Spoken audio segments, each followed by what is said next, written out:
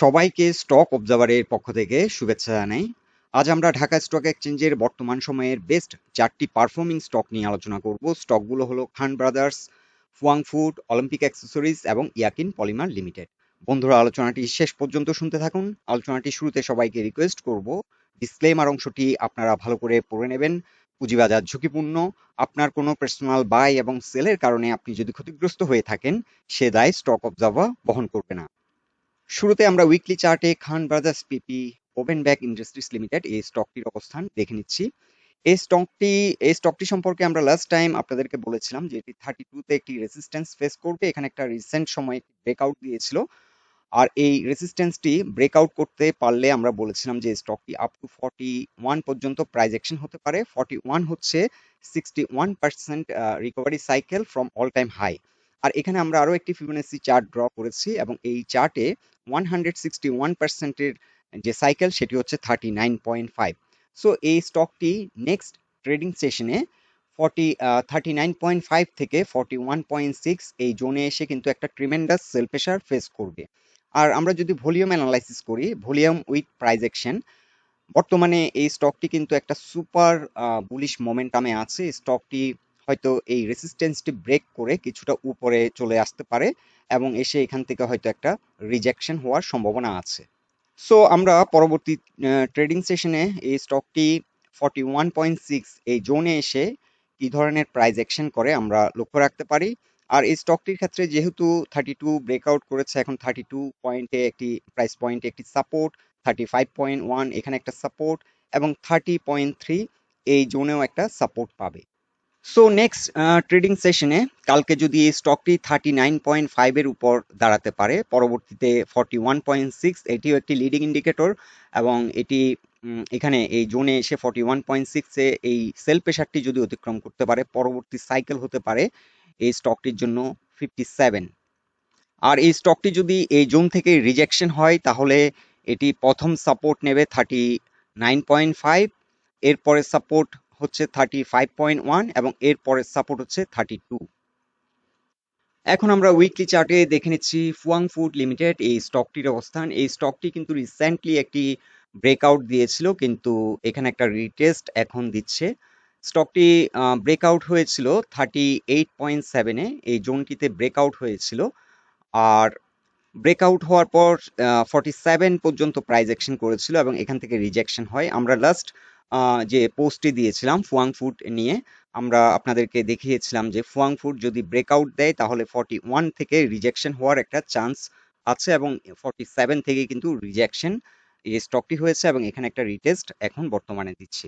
এখন কিছুটা আমরা দেখতে পাচ্ছি যে 38.7 ছিল এটির ব্রেকআউট প্রাইস পয়েন্ট এবং এই পয়েন্ট থেকে আমরা দেখতে পাচ্ছি যে আজকে কিছুটা রিট্রেস হয়ে কিছুটা নিচে অবস্থান করছে, 37.3-তে এসে ক্লোজ হয়েছে।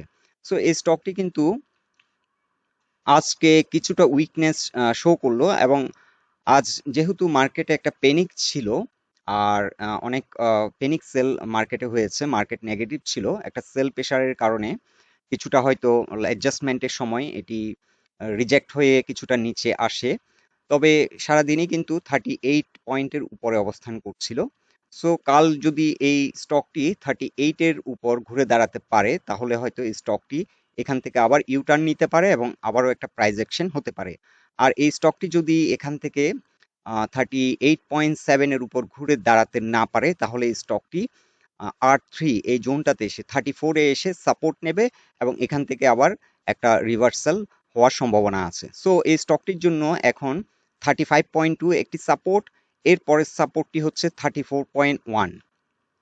সো আজকে আমরা ফিবোনাচি চার্টে দেখতে পাচ্ছি 38%-এরও কিছুটা বেশি কারেকশন দিয়েছে। সো কাল যদি এটি 38% সাইকেল অর্থাৎ 38-এর মধ্যেও যদি ঘুরে কাম ব্যাক করতে পারে তাহলে এই স্টকটি অনেকটা পজিটিভ হবে এবং এখান থেকে হয়তো আবারও একটা স্ট্রং মোমেন্টাম নিয়ে এগিয়ে যাওয়ার সম্ভাবনা আছে। সো এই স্টকটি আমরা এখন ওয়াচ লিস্টে রাখতে পারি কেমন বিহেভ করে এই স্টকটি কাল। আর আমরা যদি ভলিউম অ্যানালাইসিস করি, যথেষ্ট সেল প্রেসার ছিল আজ, ভালো রকমের একটা সেল প্রেসার কিন্তু আজ লক্ষ্য করা যাচ্ছে এই স্টকটিতে। আমরা ডে চার্টে দেখছি, আমরা ডে চার্টে পরপর 3 দিন ধরে কিন্তু ভালো রকমের একটা সেল প্রেসার এই স্টকটিতে আমরা লক্ষ্য করছি।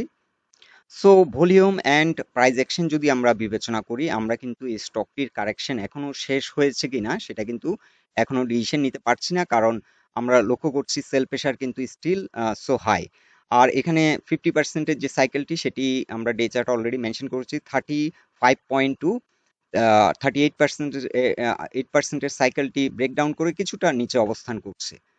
আর এই স্টকটির জন্য একটা স্ট্রং সাপোর্ট হতে পারে 32.5। সো ওভারঅল এই স্টকটি বর্তমানে কিছুটা ক্রিটিক্যাল পজিশনে আছে। কালকে আমরা এই স্টকটিকে ওয়াচ লিস্টে রাখতে পারি এবং কালকে বোঝা হবে যে স্টকটি আসলে 38% এর উপর ঘুরে দাঁড়াতে সক্ষম হচ্ছে কিনা। এখন আমরা ডে চার্টে দেখে নিচ্ছি অলিম্পিক অ্যাক্সেসরিজ লিমিটেড এই স্টকটির অবস্থান। এই স্টকটিও কিন্তু বর্তমান সময়ে ট্রিমেন্ডাস একটা পারফরমেন্স করেছে, আপ টু 18 পর্যন্ত প্রাইস অ্যাকশন হয়েছে এবং বর্তমানে কারেকশন মুডে আছে। সো এই স্টকটির ক্ষেত্রে আমরা লক্ষ্য করছি 50% এর সাইকেলটিতে এসে এখানে কিছুটা কাছাকাছি এসে এখান থেকে সাপোর্ট নিয়ে কিছুটা রিভার্সাল এই স্টকটি করেছে, আপ টু 17 পর্যন্ত প্রাইস অ্যাকশন হয়েছে এবং এখান থেকে আবারও এখন স্টকটি কারেকশন মুডে আছে। তবে আজকে এখানে আমরা লক্ষ্য করছি 15.2 তে এসে স্টকটি সাপোর্ট নিচ্ছে এই জোনটাতে। তবে এই স্টকটির ক্ষেত্রে ফার্দার আরো কারেকশন হতে পারে। এখানে যদি আমরা এ বি সি যদি কল্পনা করি, তাহলে এ বি সি সি ওয়েভটি আপ টু 50% পর্যন্ত আসতে পারে 13.9। সো এই স্টকটির ক্ষেত্রে এখনো বলা যাচ্ছে না যে কারেকশন শেষ হয়েছে কিনা। তবে এই স্টকটি যদি নেক্সট ট্রেডিং সেশনে R3 ব্রেকআউট করে 16-র উপরে যদি ঘুরে দাঁড়িয়ে যেতে পারে, তাহলে মোটামুটি একটা ধারণা করা যায় যে এই স্টকটি কারেকশনটি এখানেই কমপ্লিট করেছে। এটা হয়তো আর ফার্দার কারেকশন হবে না, এখান থেকে ইউটার্ন নিয়ে হয়তো একটা রিভার্সাল নিয়ে এই যে রিসেন্ট হাই 18 এটিকে ব্রেকআউট করে নিয়েও একটি হাই ক্রিয়েট করার চেষ্টা করবে। সো এখনো একটা কনফিউশনের মধ্যে আছে। স্টকটি যদি আর 3 অর্থাৎ 16 টাকার উপরে যদি ঘুরে দাঁড়াতে পারে, তাহলে মোটামুটি একটা অনুমান করা যাবে যে স্টকটি হয়তো কারেকশন এখানেই কমপ্লিট করেছে। আর এখান থেকে ফার্দার কারেকশন হলে কিন্তু এই স্টকটি 20 ইএমএ তে এসে সাপোর্ট নেবে এবং 50% এর একটি সাইকেল সেটি হচ্ছে 13.9। সো ফার্দার কারেকশন হওয়ারও সম্ভাবনা আছে এই স্টকটির ক্ষেত্রে। আর এই স্টকটি যদি এখানে 16 টাকার উপর ঘুরে দাঁড়িয়ে যায়, আমরা আপনাদেরকে পরবর্তী আপডেটে জানিয়ে দেব এই স্টকটি থার্ড ওয়েভ কতটা যেতে পারে। তবে থার্ড ওয়েভ আপনাদেরকে আমরা একটা আইডিয়া দিয়ে নিচ্ছি, 21 থেকে 22 পর্যন্ত প্রাইস অ্যাকশন হতে পারে এই স্টকটির ক্ষেত্রে third wave. So third wave minimum 20 আমরা এক্সপেক্ট করছি, 22 পর্যন্ত ট্রাভেল করতে পারে। এখন আমরা দেখে নিচ্ছি ইয়াকিন পলিমার লিমিটেড এই স্টকটির অবস্থান। এখানে আমরা একটা চ্যানেল ড্র করেছি, স্টকটি একটা চ্যানেলের মধ্য দিয়ে এগিয়ে যাচ্ছে। এই চ্যানেলটির মধ্য দিয়ে যদি স্টকটি এগিয়ে যায়, এই স্টকটি আপ টু 32 পর্যন্ত প্রাইস অ্যাকশন হতে পারে বর্তমান, আমরা শর্ট টার্মে বলছি। সো এই স্টকটি এখান থেকে যদি ইউ টার্ন নেয়, তাহলে 32 থেকে 33 পর্যন্ত প্রাইস অ্যাকশন হতে পারে। আর এই স্টকটির এখন বর্তমান সাপোর্ট হচ্ছে 6.5 এ এসে এখানে আমরা যে ট্রেন্ড লাইনটি ড্র করছি, ট্রেন্ড লাইন সাপোর্ট এবং তার নিচে কিছুটা নিচে 26.1 এ আছে 20 এক্সপোনেনশিয়াল মুভিং অ্যাভারেজের সাপোর্ট।